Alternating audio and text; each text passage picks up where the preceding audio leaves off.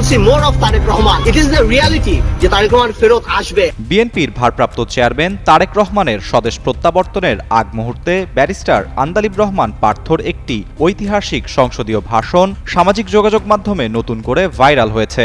ওই ভাষণে পার্থ অত্যন্ত জোরালোভাবে বলেছিলেন, তারেক রহমান এদেশের রাজনীতি করতে পারবেন কি পারবেন না সেই ফয়সালা করার একমাত্র অধিকার এদেশের জনগণের। তারেক রহমান কি রাজনীতি করার অধিকার রাখে কি রাখে না এটা জনগণ ঠিক করবে যেদিন বাংলাদেশে তারেক রহমান নামবে। ভাইরাল হওয়া ভিডিওতে দেখা যায় আন্দালিব রহমান পার্থ সংসদে দাঁড়িয়ে আত্মবিশ্বাসের সাথে ঘোষণা করেছেন, it is reality, Tarique Rahman আসবেন। তিনি আরও উল্লেখ করেছিলেন যে তারেক রহমান এদেশের রাজনীতি করতে পারবে কি পারবে না সেটা এদেশের জনগণ ঠিক করবে। আকিজ নিয়ে এলো বিশ্বমানের বেবি ডায়াপার মাম্মাম, কটনে সফট ম্যাটেরিয়াল, বাবুকে দেবে র্যাশ ফ্রি সুপার কমফর্ট। যেদিন তিনি দেশে পা রাখবেন, তারেক রহমানের দেশে ফেরার খবরে বিএনপির নেতাকর্মীরা এখন সেই পুরনো ভাষণের ক্লিপগুলো ব্যাপকভাবে শেয়ার করছেন। তৃণমূলের কর্মীদের মতে পার্থর সেই দিনের সেই ভবিষ্যৎবাণী আজ বাস্তবে রূপ নিতে যাচ্ছে। এই ভিডিওগুলো দলের সমর্থকদের মাঝে ব্যাপক অনুপ্রেরণা ও উদ্দীপনা যোগাচ্ছে।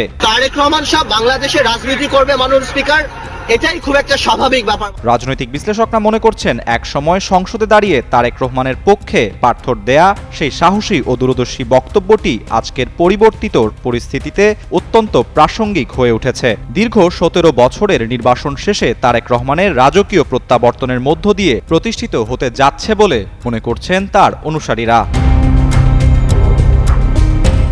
এর আগে বৃহস্পতিবার বেলা 11:40 দিকে তারেক রহমানকে বহনকারী বাংলাদেশ বিমানের ফ্লাইটটি হযরত শাহজালাল আন্তর্জাতিক বিমানবন্দরে অবতরণ করে। ইমিগ্রেশন প্রক্রিয়া সম্পন্ন করার পর বিমানবন্দরের ভিআইপি লাউঞ্জে তারেক রহমানকে স্বাগত জানান দলের মহাসচিব মির্জা ফখরুল ইসলাম আলমগীর সহ শীর্ষ নেতারা। এ সময় তার সঙ্গে ছিলেন স্ত্রী জুবাইদা রহমান এবং মেয়ে জাইমা রহমান।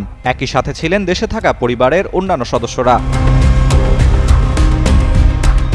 দীর্ঘ সময় পর প্রিয় মাতৃভূমিতে পা রেখে আবেগ আপ্লুত হয়ে পড়েন তারেক রহমান। বিমানবন্দর থেকে বের হয়েই তিনি মাটির উপর বসে পড়েন এবং 2 হাত দিয়ে জন্মভূমির মাটি ছুঁয়ে দেখেন। এ সময় উপস্থিত নেতাকর্মীদের মাঝে এক অশ্রুসিক্ত ও আবেগঘন পরিবেশের সৃষ্টি হয়। বিমানবন্দর থেকে বাংলাদেশ লেখা একটি লাল সবুজ বুলেট প্রুফ বাসে চড়ে তারেক রহমান অনুষ্ঠানস্থলে রওনা হন।